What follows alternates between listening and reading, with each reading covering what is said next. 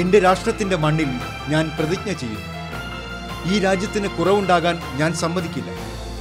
ഈ രാജ്യത്തിന് കുറവുണ്ടാകാൻ ഞാൻ സമ്മതിക്കില്ല. തല കുനിക്കേണ്ടി വരില്ല ഈ രാജ്യത്തിന്. എൻ്റെ മാതൃരാജ്യം എന്നോട് ചോദിക്കുന്നു, എപ്പോഴാണ് നിങ്ങൾ എൻ്റെ കടം വീട്ടുന്നത്? എൻ്റെ രാജ്യത്തിൻ്റെ ആകാശം എന്നോട് ചോദിക്കുന്നു, എപ്പോഴാണ് നിങ്ങൾ നിങ്ങളുടെ കടമ നിറവേറ്റുക? പ്രതിസന്ധികളിൽ അവസരങ്ങൾ ദർശിക്കുക. പറയാൻ എളുപ്പമാണ്, കേൾക്കുമ്പോൾ വെറും 3 വാക്കുകൾ. പലർക്കും ഇത് വെറുമൊരു മുദ്രാവാക്യമായി തോന്നാം. ചില ആളുകൾക്ക് ഒരു മോഹന ചിത്രമോ പകൽ സ്വപ്നമോ ആയി തോന്നാം. എന്നാൽ സ്വപ്നങ്ങൾ കാണുകയും മാറ്റത്തിൻ്റെ ചക്രം തിരിക്കുകയും ചെയ്യുന്ന ഒരാൾക്ക് മാത്രമേ അവ യാഥാർത്ഥ്യത്തിലേക്ക് വിവർത്തനം ചെയ്യാൻ കഴിയുകയുള്ളൂ. ഏകദേശം 4.5 പതിറ്റാണ്ട് നീണ്ട പൊതുപ്രവർത്തനത്തിനും 2 പതിറ്റാണ്ടിൻ്റെ ഭരണപരമായ പ്രവർത്തനത്തിനും ശേഷം തൻ്റെ അശ്രാന്ത പരിശ്രമത്തിലൂടെ പുതിയ ഇന്ത്യയെ രൂപപ്പെടുത്തുന്ന ഒരു വ്യക്തിത്വം പ്രധാനമന്ത്രി നരേന്ദ്ര ദാമോദർ ദാസ് മോദിയാണ് ആ ഉരുക്ക് വ്യക്തിത്വം. अगर आप 12 घंटे काम करोगे तो मैं 13 घंटे करूंगा. अगर आप 14 घंटे काम करोगे तो मैं 15 घंटे करूंगा. क्यों? क्योंकि मैं प्रधानमंत्री नहीं, प्रधान सेवक के रूप में आपके बीच आया. मैं शासक के रूप में नहीं, सेवक के रूप में सरकार लेकर के आया हूं. नरेंद्र दामोदर दास मोदी ईश्वरना नामे सौगंध लऊं छूं. ईश्वरना नामे सौगंध लऊं छूं. ഏകദേശം 13 വർഷക്കാലം ഗുജറാത്ത് മുഖ്യമന്ത്രി എന്ന നിലയിൽ വികസനത്തിൻ്റെ പുതിയ മാതൃകകൾ സൃഷ്ടിക്കുന്നതിൽ നിന്ന് പ്രധാനമന്ത്രി എന്ന നിലയിൽ നിരവധി റെക്കോർഡുകൾ സൃഷ്ടിക്കുന്നതുവരെയുള്ള ഈ യാത്രയുടെ നീണ്ട പട്ടിക കാണാൻ ആദ്യം രാജ്യത്തിൻ്റെ പടിഞ്ഞാറൻ അതിർത്തിയിലുള്ള കച്ചിലേക്ക് നമുക്ക് പോകാം. 2001 വിനാശകരമായ ഭൂകമ്പത്തിൽ നിന്ന് കച്ച് പ്രദേശം എത്രത്തോളം നശിപ്പിക്കപ്പെട്ടുവോ, ഭൂകമ്പത്തിന് വർഷങ്ങൾക്ക് ശേഷം അതിനേക്കാൾ വലിയ മാതൃകയായി കച്ചും അവിടുത്തെ ജനങ്ങളും രംഗത്ത് വരുന്നു. ഇന്ന് രാജ്യത്തും വിദേശത്തും കച്ചിൻ്റെ പുനർസൃഷ്ടി അനുകരണീയ ഉദാഹരണമായി അവതരിപ്പിക്കപ്പെടുന്നു. ഇന്ന് റാൻ ഓഫ് കച്ച് അതിൻ്റെ സൗന്ദര്യത്തിനും ലോകമെങ്ങും അറിയപ്പെടുന്ന വിനോദസഞ്ചാര കേന്ദ്രമെന്ന നിലയിലും പ്രസിദ്ധമാണ്. ഇവിടുത്തെ രൺ ഉത്സവ് ടൂറിസം സർക്യൂട്ടിൽ പ്രശസ്തി ആർജിച്ചു കഴിഞ്ഞു. റാൻ ഓഫ് കച്ചിലെ ജനങ്ങളുടെ ജീവിതം എങ്ങനെ മാറിമറിഞ്ഞു എന്നതിൻ്റെ ജീവനുള്ള ഉദാഹരണമാണ് കച്ചിലെ ഭുജോഡി ഗ്രാമത്തിലെ ഷംജി ഭായ് വങ്കർ. വർഷങ്ങളായി കൈത്തറി കരകൗശലത്തിന് പ്രശസ്തമാണ് ഷംജി ഭായിയുടെ കുടുംബം. പ്രധാനമന്ത്രി നരേന്ദ്രമോദി ഗുജറാത്തിൻ്റെ അന്നത്തെ മുഖ്യമന്ത്രിയായിരുന്നപ്പോൾ കച്ചിലെ കലകളെയും റാനിലെ വ്യത്യസ്തമായ കാഴ്ചപ്പാടുകളുമായി സംയോജിപ്പിച്ച് രൺ ഉത്സവം ആരംഭിച്ചു. ഈ ഉത്സവം കാരണം ഷംജിയെ പോലുള്ള നിരവധി കരകൗശല വിദഗ്ധർക്ക് പ്രോത്സാഹനം ലഭിച്ചു.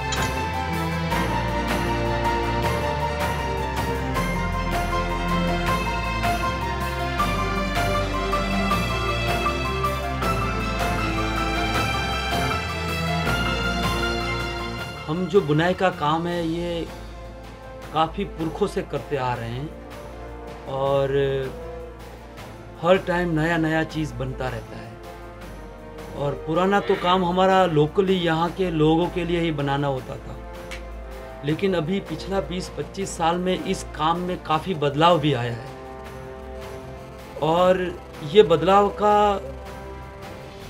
बदलाव आने का वजह है वो हम सोच रहे हैं कि जब गुजरात में मुख्यमंत्री मोदी जी थे तब उन्होंने ऐसा एक सोच बनाया कि जो रण उत्सव है वो यहाँ पे कैसे किया जाए. और पूरा रण उत्सव की वजह से एक पूरा कच्छ का एक पहचान बना पूरा भारत में और पूरी दुनिया में. और रण उत्सव की वजह से पूरी दुनिया और पूरा भारत के लोग यहाँ पे आए.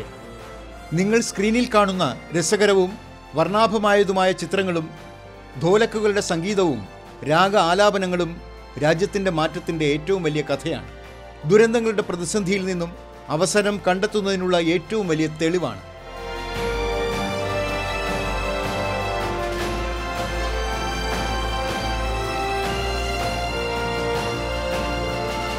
जो हमारा लोकल लोगों के लिए बनाना होता था, यहाँ के रबारी और आहिर लोगों के लिए, लेकिन आज के दिनों में हम पूरा जो बाज़ार को जो चाहिए नेशनल और इंटरनेशनल को वैसा चीज़ बनाते हैं.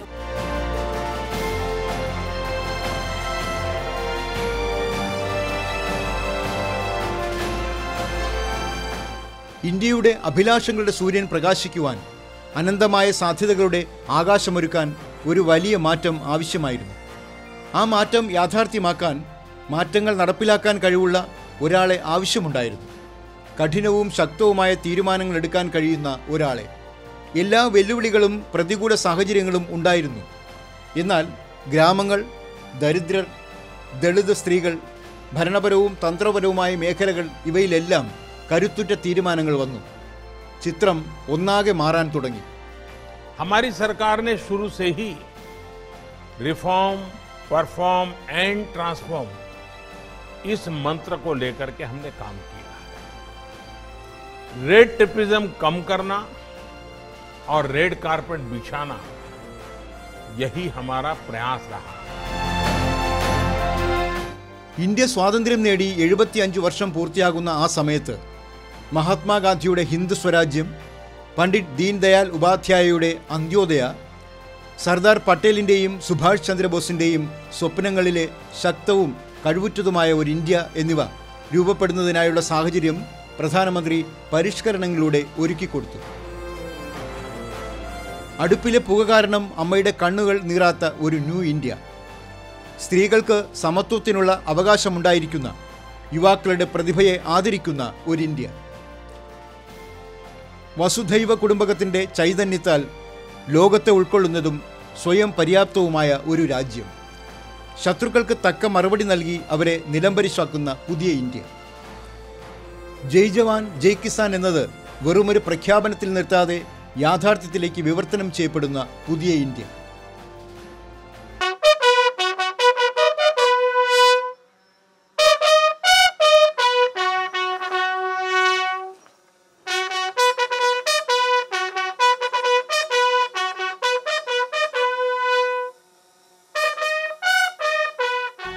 അതിർത്തികൾ സുരക്ഷിതമാണെങ്കിൽ മാത്രമാണ് രാജ്യവും ജനങ്ങളും സുരക്ഷിതർ.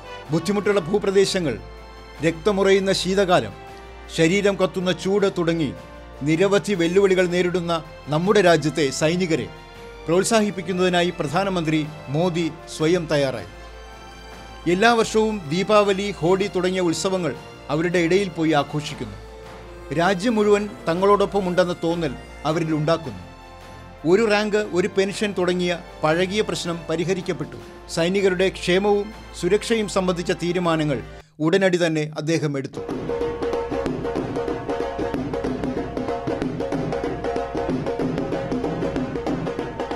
जो OROP जो मोदी जी ने या इस गवर्नमेंट ने 30 साल से लेकर 40 साल के बाद इसका अनाउंसमेंट किया, इसके लिए हम उनके बहुत शुक्रिया गुजार हैं। और इससे खासकर वीर नारियों को और जो बाकी भी पूर्व सैनिक हैं उनको बहुत ही फ़ायदा पहुंचेगा। हमारी 42 साल से चल रही मांग जो है वो मान ली गई है। हम इसमें सभी फौजी, एक्स सर्विसमैन, हमारी विधवाएं खुश हैं।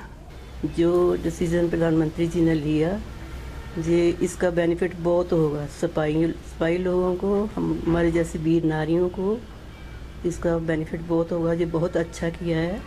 कई सालों से औरतें जो कम पेंशन ले रही थी, तो इसका फ़ायदा सबको ज़्यादा होगा और इसका हम बहुत खुश हैं। बहुत शुक्रिया, धन्यवाद करते हैं प्रधानमंत्री जी का, जिन्होंने जो वायदा किया था वो पूरा किया। जो गवर्नमेंट ने हमारी काफ़ी दिन से डिमांड चल रही थी उसको पूरा किया है। इससे हमें बहुत खुशी है कि इसके लिए हमें बहुत ही ज़्यादा खुशी हुई है कि हमारी एक बहुत पुरानी मांग थी, तो इस मौजूदा सरकार ने उसको मान लिया है।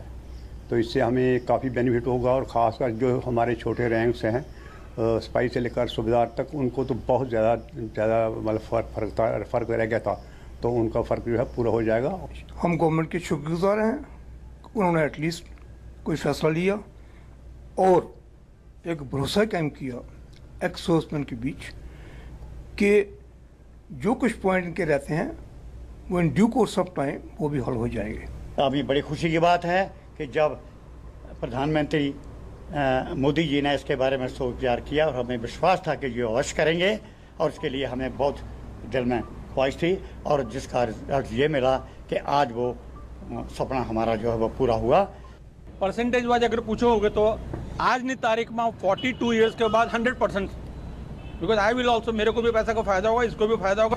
ചെറുകിട ഇടത്തരം കർഷകരുടെ ആശങ്ക പരിഹരിക്കാൻ നടപടികൾ എടുത്തു തുടങ്ങി. യൂറിയ കരിഞ്ചന്തയിൽ എത്തുന്നില്ല എന്നും കർഷകർക്ക് രാസവളത്തിനായി മാസങ്ങളോളം വരി നിൽക്കേണ്ടതില്ലെന്നും ആദ്യം തന്നെ ഉറപ്പാക്കി. വേപ്പെണ്ണ പൂശിയ യൂറിയയുടെ വിതരണം കരിഞ്ചന്ത കമ്പോളങ്ങൾക്ക് വിലങ്ങിട്ടു. വിള ഇൻഷുറൻസ് പദ്ധതി മുതൽ കർഷകരുടെ അക്കൗണ്ടിലേക്ക് 6000 രൂപ അയക്കുന്നതുവരെയുള്ള നടപടികളിലൂടെ സാമൂഹ്യ സുരക്ഷയെക്കുറിച്ചുള്ള തൻ്റെ വാഗ്ദാനം പാലിക്കുകയും ഇടനിലക്കാരെ ഒഴിവാക്കി കർഷക നിയമങ്ങളിലൂടെ കർഷകരെ നേരിട്ട് പിന്തുണയ്ക്കുന്ന ദിശയിൽ വലിയ തീരുമാനങ്ങൾ എടുക്കുകയും ചെയ്തു. सुधार हुआ है, ये बहुत ही बढ़िया है, किसानों के लिए दिया है. इससे क्या है कि जो किसान पहले स्वतंत्र नहीं था इतना, और अब क्या है कि वो स्वतंत्र हो गया है. वो अपना माल कहीं भी बेच सकता है. पहले क्या है, मंडियों में जाते थे, वहाँ पे जो रेट लगता था उनमें देने के आना पड़ता था. 3 जो अध्यादेश सरकार ने लागू किया है उससे हमारे को कोई दिक्कत नहीं आई. हमको रेट अच्छा मिला, हम अपनी फसल को कहीं भी बेच सकते हैं, हमें को आज़ादी मिली, इसमें कोई दिक्कत नहीं. कृषि कानून अध्यादेश के तहत आज जो आईटीसी ने खरीदी चालू की है उसके लिए मैं मोदी जी का धन्यवाद करना चाहता हूं कि जिन्होंने यह नियम लागू कर कर आज किसानों के हित में बहुत बड़ा कार्य किया है. जे&के में तो ऐसी कोई सुविधा नहीं थी किसानों के लिए, तो अभी मोदी जी की तरफ से जो ये मिली है तो इसका तो हर किसान फ़ायदा उठाएगा. मुझे लगता है कि उठाना भी चाहिए, क्योंकि पहले जो था हमारे यहाँ साधन कृषि का, तो उसमें हमारी जिनके साथ भी डीलिंग होती थी किसानों की, वो आधा तो मुनाफा उन्हीं को जाता था.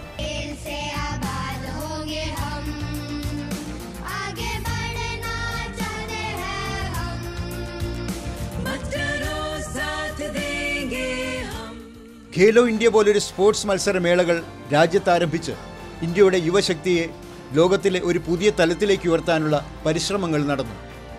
ഈ ഉദ്യമങ്ങളുടെ ഫലങ്ങൾ ഏഷ്യാഡ് മുതൽ ഒളിമ്പിക്സ് വരെ ദൃശ്യമാണ്. അന്താരാഷ്ട്ര മത്സരങ്ങളിൽ പങ്കെടുക്കുന്ന കളിക്കാരെ പ്രോത്സാഹിപ്പിക്കുന്നതിന് പ്രധാനമന്ത്രി അവരുടെ പരിശീലകനെ പോലെ, അവരുടെ രക്ഷിതാവിനെയും പോലെ അവരോടൊപ്പം നിന്നു. വിജയമോ പരാജയമോ ആകട്ടെ, കളിക്കാരെ പ്രോത്സാഹിപ്പിക്കുന്നത് മുതൽ അവർക്ക് ബഹുമാനവും ആദരവും നൽകുന്നതുവരെ ഒരു പുതിയ ഊർജം നിറഞ്ഞു. സ്വന്തം കൈകൾ കൊണ്ട് അവർക്ക് പ്രിയപ്പെട്ട ഭക്ഷണം പകർന്നു നൽകി. അവരുടെ ഓരോ താല്പര്യങ്ങളും പരിപാലിച്ചു. പ്രധാനമന്ത്രി ഈ യുവശക്തിയിൽ പകർന്ന പുതിയ ഊർജത്തിൻ്റെ പ്രതിഫലനം കളിക്കാരുടെ ശരീരഭാഷയിലും അവരുടെ ലക്ഷ്യങ്ങളുടെ പുതിയ ഉയരങ്ങളിലും ദൃശ്യമായി. अटल जी जब पहले पार्टी का भी काम करते थे तो उनका जाना आना रहता था, तो कई परिवारों में खाना भी होता था, तो किसी परिवार में भोजन के लिए गए, तो बाद में मीडिया वाले पहुंच गए. अब जब भोजन किया तो उन्होंने बताया कि गुलाब जामुन बहुत अच्छे थे, तो मीडिया वालों को उन्होंने बता दिया कि गुलाब जामुन बहुत पसंद आए. अब वो खबर छप गई पूरे देश में. तो अटल जी जहाँ जाते थे वहाँ सब जगह पे गुलाब जामुन. वो बड़े तंग आ गए. उन्होंने कहा यार एक सर्कुलर निकालो कि अटल जी आएंगे तो गुलाब जामुन बंद दो, कुछ और भी खिलाओ.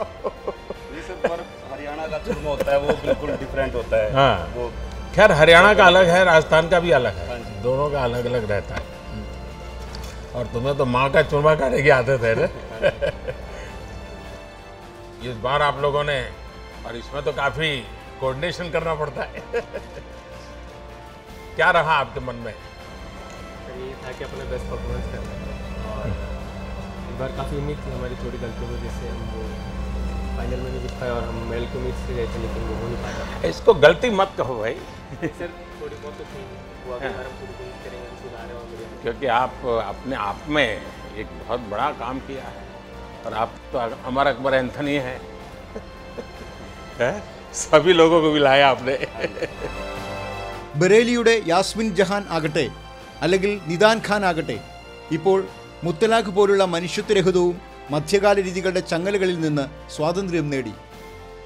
എല്ലാ വാർപ്പ് മാതൃകകളോടും പോരാടിയ പ്രധാനമന്ത്രി മോദി സമൂഹത്തിലെ ഏറ്റവും വലിയ തിന്മയിൽ നിന്ന് മുസ്ലിം സ്ത്രീകളെ മോചിപ്പിച്ചു. സ്ത്രീകളുടെ മനസ്സിൽ എപ്പോഴും അരക്ഷിതത്വവും അപകർഷതാബോധവും അവശേഷിപ്പിച്ച ഒന്നായിരുന്നു മുത്തലാഖ്. परिस्थितियाँ बहुत ख़राब थी, लेकिन 3 तलाक का जब ये बिल आया तो हम लोग में खुशी की लहर दौड़ गई, क्योंकि 3 तलाक से हमारे और मेरे दोनों बच्चों की भी लाइफ ख़राब थी. मेरे 2 बेटे हैं, और अब मैं दूसरी महिलाओं का भी साथ देती हूँ। दूसरी महिलाएं बहुत सारी 3 तलाक महिला, उनको साथ जोड़ती हूँ, उनका सपोर्ट करती हूँ, क्योंकि मेरी सपोर्ट करने वाला कोई नहीं था।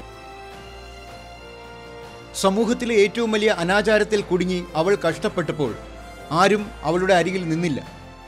പക്ഷേ ഈ പുതിയ നിയമം അവളുടെ ജീവിതത്തെ മാറ്റിമറിച്ചു.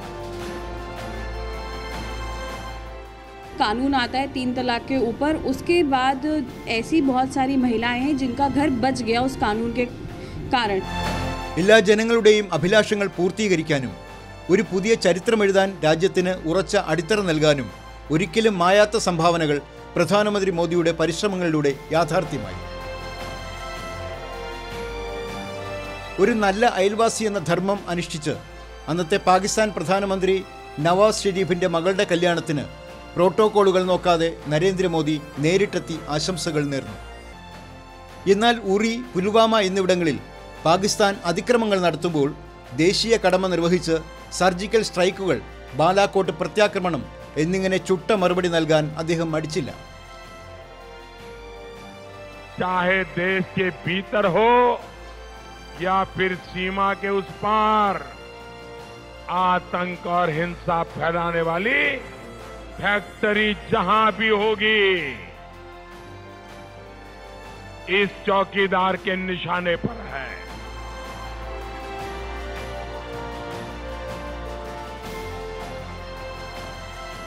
भारत को जहां से भी खतरा होगा, हम घर में घुस करके मारेंगे.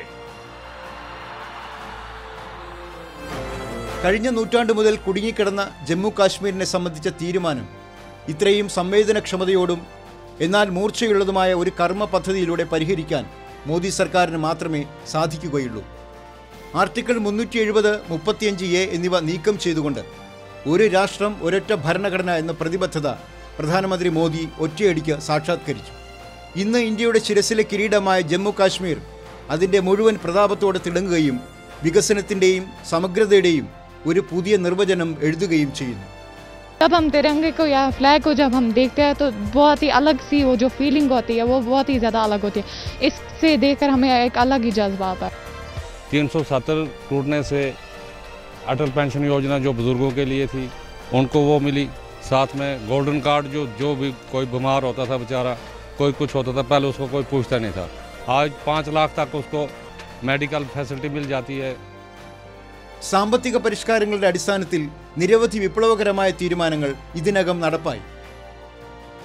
ഒരു രാജ്യം ഒരു നിയമം എന്നതിലധിഷ്ഠിതമായ ഏറ്റവും വലിയ സാമ്പത്തിക പരിഷ്കരണം GST നിയമം, അതായത് ചരക്ക് സേവന നികുതി നിയമം കൊണ്ടുവന്നു. GST കൊണ്ടുവരാനുള്ള അർത്ഥശ്രമങ്ങൾ പണ്ടുള്ള സർക്കാരുകൾ നടത്തിയെങ്കിലും അത് യാഥാർത്ഥ്യമാകും വരെ നിഷ്ഠയോടെ പിന്തുടർന്നത് മോദി സർക്കാർ മാത്രമായിരുന്നു.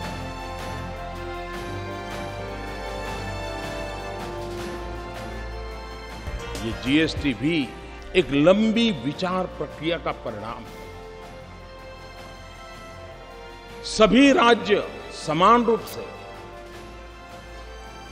केंद्र सरकार उसी की बराबरी में